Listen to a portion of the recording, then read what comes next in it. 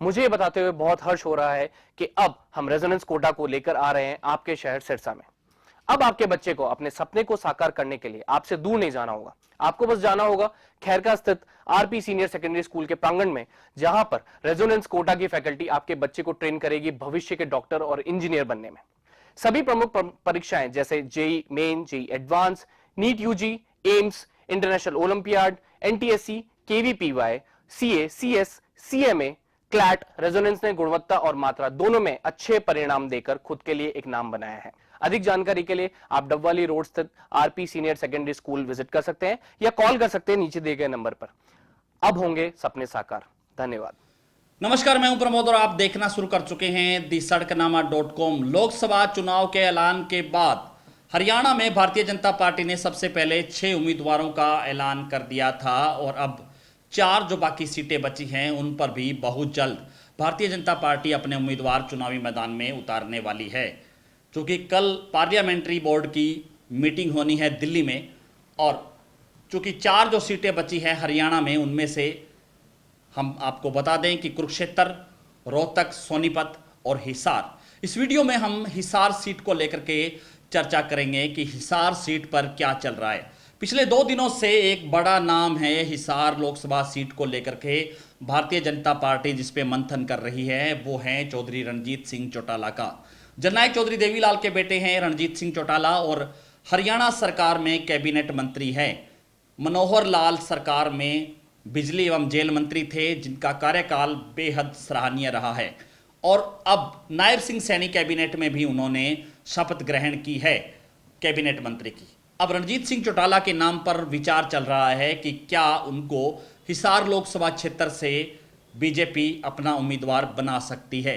अगर ऐसा होता है तो पहले रणजीत सिंह चौटाला को इस्तीफा देना पड़ेगा, उसके बाद भारतीय जनता पार्टी को वो ज्वाइन करेंगे और फिर भारतीय जनता पार्टी की टिकट लेंगे और फिर चुनाव लड़ सकते हैं। ये टेक्निकल है क्योंकि चौधरी रणजीत सिंह चौटाला निर्दलीय विधायक हैं और हरियाणा की सिरसा जिले की रानिया सीट से वो निर्दलीय विधायक चुने गए। उसके बाद मनोहर लाल सरकार को उन्होंने बेशर्त समर्थन दिया और हरियाणा के पूर्व मुख्यमंत्री मनोहर लाल ने उनको अपनी कैबिनेट में भी रखा। रणजीत सिंह चौटाला के नाम पर चर्चा इसलिए हो रही है कि पिछले लंबे समय से चौधरी रणजीत सिंह चौटाला है एक दिन अपना हिसार के लिए जरूर निकालते हैं और जब से उनको मंत्री बनाया है बिजली एवं जेल मंत्री, तो वो लगातार हिसार में उनकी सक्रियता बढ़ती रही है। हिसार लोकसभा क्षेत्र के जो तमाम विधानसभा क्षेत्र हैं उनमें चौधरी रणजीत सिंह चौटाला की सक्रियता किसी से छुपी नहीं है। चौधरी रणजीत सिंह चौटाला वो ये पहले भी कहते रहे हैं कि हिसार की सीट पर वो चुनाव लड़ सकते हैं और उन्होंने ये भी कहा कि कुरुक्षेत्र और हिसार पर वो चुनाव लड़ने को लेकर के सोच सकते हैं। अगर भारतीय जनता पार्टी उनको कहेगी तो वो मना नहीं करेंगे, लेकिन अब भारतीय जनता पार्टी चौधरी रणजीत सिंह चौटाला के नाम पर मंथन जरूर कर रही है। इसके साथ साथ जो पहले जो नाम थे उनको लेकर के भी चर्चा कर लेते हैं कि कैप्टन अभिमन्यु है, उनका नाम चल रहा था कि कैप्टन अभिमन्यु है वो भी भारतीय जनता पार्टी से हिसार लोकसभा सीट को लेकर के उम्मीदवार हो सकते हैं। कैप्टन अभिमन्यु पूर्व में विधायक रहे हैं नारनौद विधानसभा क्षेत्र से। इस बार वो जेजेपी के विधायक राम कुमार गौतम से हार गए थे और हरियाणा की मनोहर लाल वन सरकार में वित्त मंत्री भी थे।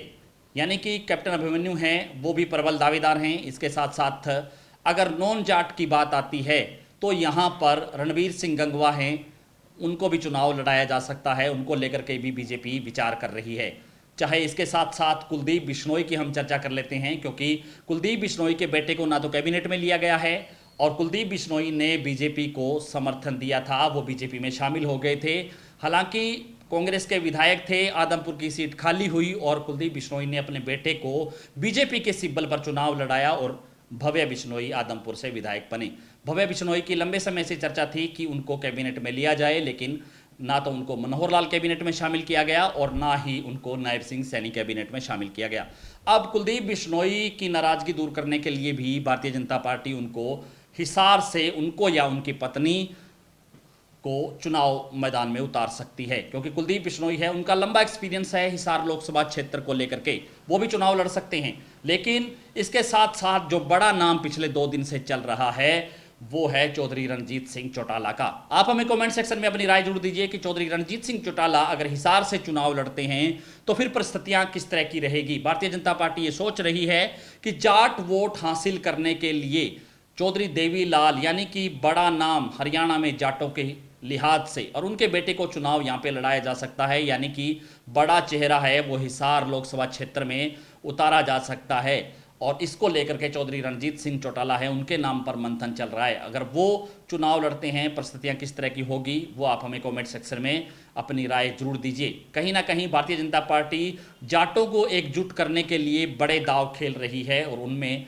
चौधरी रणजीत सिंह चौटाला का ये दाव आपको किस तरह से दिखता है, आप हमें अपनी राय जरूर दीजिए। ज्यादा से ज्यादा इस वीडियो को आप शेयर जरूर कर दीजिए ताकि तमाम लोगों तक ये जानकारी पहुंचे। लोकसभा चुनाव से जुड़ी हुई तमाम जानकारी हम आपको दी सड़कनामा.com पर लगातार देते रहेंगे। बहुत बहुत शुक्रिया।